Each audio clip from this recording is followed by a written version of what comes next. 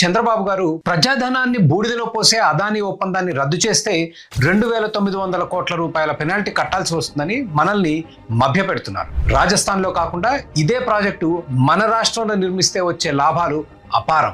2,940 కోట్ల రూపాయల డెవలపర్ ఛార్జీలు వస్తాయి. 1,960 కోట్ల రూపాయల జీఎస్టీ వస్తుంది. 1,400 కోట్ల రూపాయల కేంద్ర గ్రాంట్ వస్తుంది. 3,500 కోట్ల కస్టమ్స్ డ్యూటీలు మిగులుతాయి. 30,000 ఎకరాల బీడు భూములకి 2,700 కోట్ల రూపాయల కౌలు వస్తుంది. మెగావాట్ కి 2 చొప్పున 14,000 మందికి ఉపాధి లభిస్తుంది. జగన్ లంచం తీసుకుని యూనిట్ కి 50 పైసలు అదనంగా చెల్లించడానికి ఒప్పుకున్న 21,250 కోట్ల రూపాయలు మిగులుతాయి. సరఫరా నష్టాల తాలూకు 35,000 కోట్ల రూపాయలు మిగులుతాయి. బాబు గారి ఆర్థిక మంత్రి 1,20,000 కోట్ల రూపాయల నష్టం వస్తుందని ప్రెస్ మీట్లు పెట్టి మరీ చెప్పారు. జరిగే నష్టంతో పోలిస్తే ఈ 2,900 కోట్ల రూపాయల పెనాల్టీ ఏ మూలకు? ఒప్పందం రద్దు చేయకుండా ఈ మీనమేషాలు ఎందుకు?